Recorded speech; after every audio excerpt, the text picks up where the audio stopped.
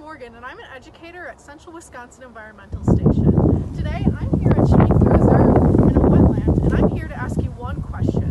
What do you think would happen if we introduced hippopotamus into Schmeekly's wildlife? That's exactly a scenario that almost happened in the bayou of Louisiana.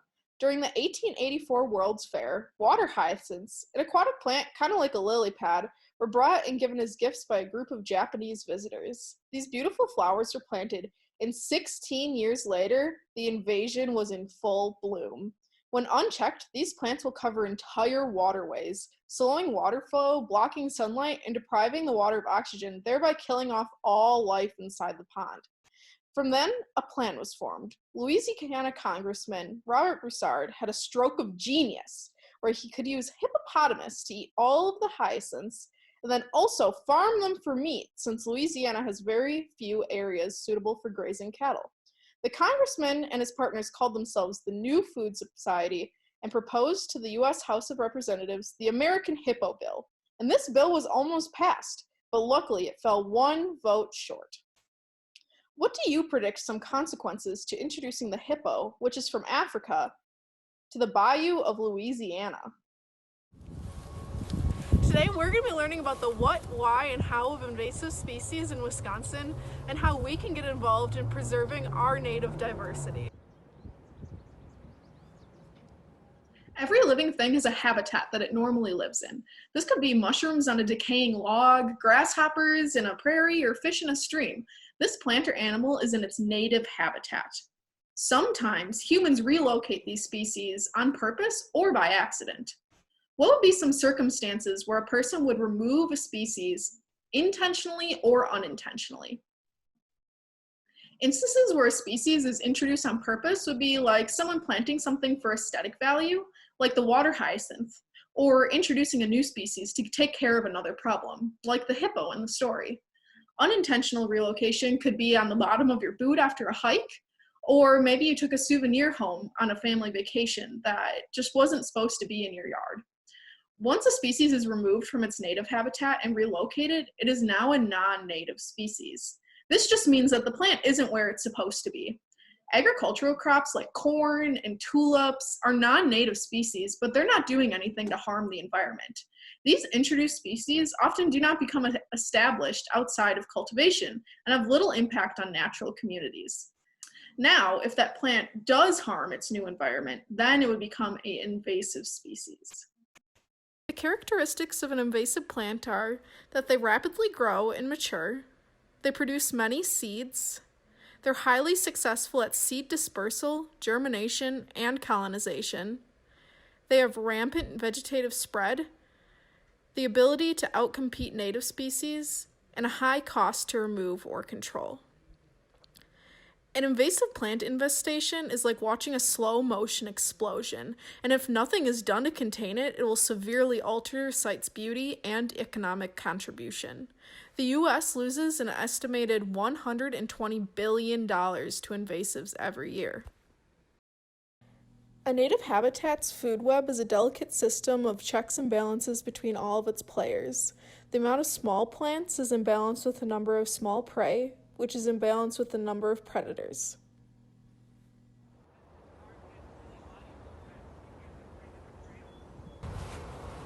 If an invasive plant is introduced, it'll be able to outcompete all other plants in that area for resources. Those resources being sunlight, nutrients in the soil, and space. If the plant grows faster, taller, and in greater numbers than the other plants, it'll leave all other life in this area to die out. And a food web that might have at one time had 250 organisms living in it, once an invasive species is introduced, that number goes down to about 30 or 40. The key to a healthy ecosystem is biodiversity, because a biodiverse ecosystem is able to bounce back from disastrous events like floods, frosts, droughts, and diseases. To begin identifying plants, you universally want to focus on these key features, which are often the most unique on the plant. Broad is it woody or herbaceous? So a woody plant has a trunk, so it's going to be all trees, species of trees and shrubs, where herbaceous plants just have the stems. So most of those are going to be our smaller flowering plants. The next thing to consider is its leaves. So we only have leaves a few times a year, but when we do have leaves, this is the best way to identify it, and it's going to be, is this leaf simple or compound? A simple leaf is just the one leaf coming off of a singular petiole, which is the little stem that comes off. A compound leaf is when there's multiple leaves coming off of the same petiole. So here I have a maple leaf, which is simple, and an ash leaf, which is compound. The next are the shapes and the edges of the leaves. These are going to be very unique from plant to plant. Here I have a lady fern, and you can see the lady fern has a compound leaf, so it has all of these leaves coming off of it. And then this is a round lobe hepatica. This one has a really unique 3-lobed leaf to look at. Another thing to pay attention to is branching patterns. So when you're looking at things, they all have a pattern to how they're branching. It's not all just willy-nilly. So we have alternate branching, which is going to be most of our trees in Wisconsin have alternate, meaning it just switches off one and then the other. Opposite branching, which there's actually an acronym that we can use to remember what types of trees have opposite branching, because that's pretty unique.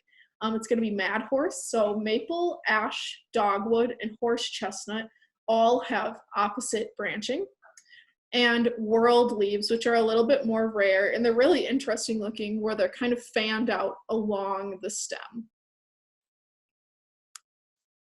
Buds and blooms are another thing that is only around part of the year, but it's one of the most unique features and can really help us out for identifying.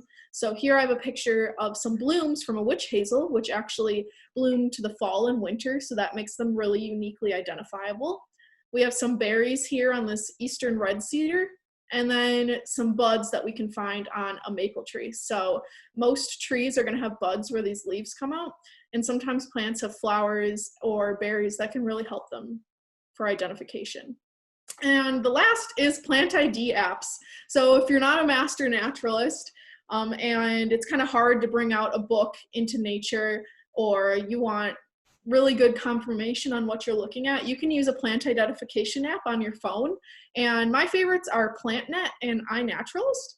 And iNaturalist, you can actually just take a picture of whatever plant you're looking at, and people will be able to identify that for you, or it'll give you matching picture options to potential plants that you might be seeing. So that can be really helpful when identifying.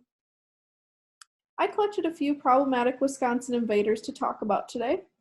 Those are going to be garlic mustard, which is an herbaceous plant, honeysuckle, which there's 2 different types and they're woody, buckthorn, which there's the European and the glossy buckthorn, which are both woody plants, and then finally water milfoil, which is an aquatic invader.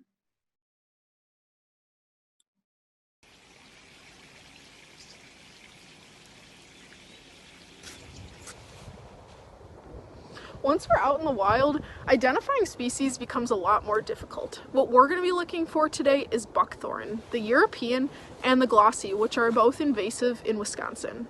These invaders take over wetland habitats, but are adaptable to live in upland from full shade to full sun, which makes them really difficult to control and get rid of because they're so adapted to literally every environment that they're put into. Once the buckthorn is introduced, it's going to grow an even-aged thicket that cuts off all of the understory from the sunlight coming from above, allowing no new native trees to reproduce. European buckthorn was brought here by pioneers, and they wanted to use it as a hedge plant, but it was a little bit too good at growing, and that's because European buckthorn is something we call allelopathic. And that means that in the buckthorn plant, it actually secretes a sort of poison out of its root system that doesn't allow any other plants to grow nearby it, especially young ones. It's in its scientific name, Rhamnus cathartica. Cathartica comes from the word catharsis, or release, and this is describing the fact that the berries that the female plants produce, when consumed by birds, act as a sort of laxative, releasing its seeds all over the area. When we're looking for buckthorn in the wild, the first thing we want to do is find a nice dense thicket like this, because this is usually how it grows.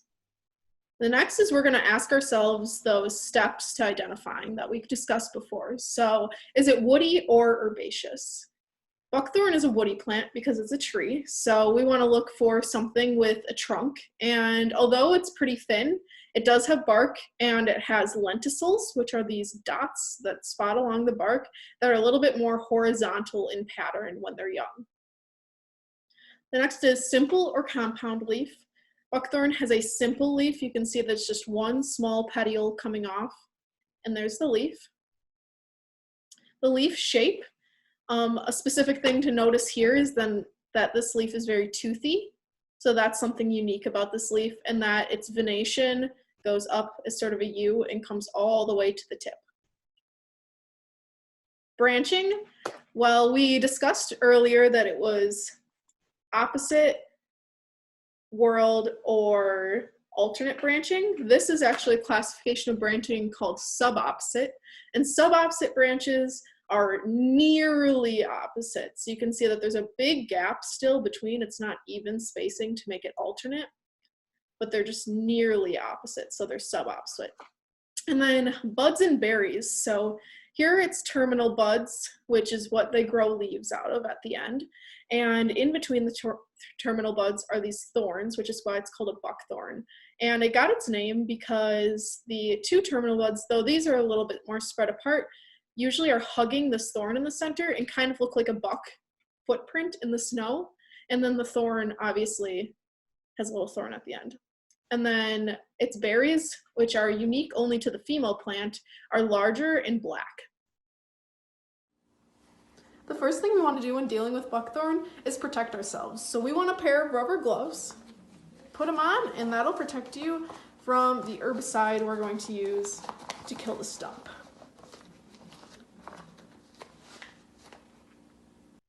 So I don't have a yard or a park nearby that I have a permit to remove any invasive species myself, but I can look up online on the Wisconsin DNR website and use some of their resources like videos or articles on invasives in Wisconsin and how to properly remove them. And that's where I found the video on how to remove invasive European buckthorn. So I took a few screenshots out of that video and included it in the PowerPoint I'm showing you now. So our first step, once we've identified our buckthorn, is to get a pair of gardening shears like he's holding, and I have the image on the right, or a handsaw if your buckthorn is a little bit thicker. If it's greater than like 2 or 3 inches across in its stump, you're probably going to want a handsaw. The next step is going to be to cut your buckthorn as close to the ground as possible. So we're going to get nice and close to that topsoil, and we're going to cut. Then next, we are going to spray it with herbicide, and the herbicide is only going to hurt the plant that it's on. So we dyed ours blue, and I recommend you do that to yours as well, so you know exactly where you're spraying, and that's why our little stump piece is blue there. And spraying with herbicide is very important because buckthorn is a stump sprouter. So just like the Greek myth of that creature that once you cut off one of its heads, 2 grows back, that's the same with this buckthorn. So as we can see here, they cut it but did not spray, so I see about 9 different buckthorns now growing back. That's all going to grow into separate trees. So that's why it's so important to spray. Now that you have the knowledge and resources to identify and properly remove invasive species, what should you do? We're in the season of Earth Day, so what better use of your time than to gather your neighbors and educate them on invasive species in your own yards and parks. Formulate an action plan on how to remove invasives in your yard. The first thing to do is evaluate plant species in your yard. Identify if there's any invasives. Make a plan to remove them. Observe if this is spread throughout your neighborhood, because they'll come back if they're not eradicated in the entire area. Fifth, educate and execute.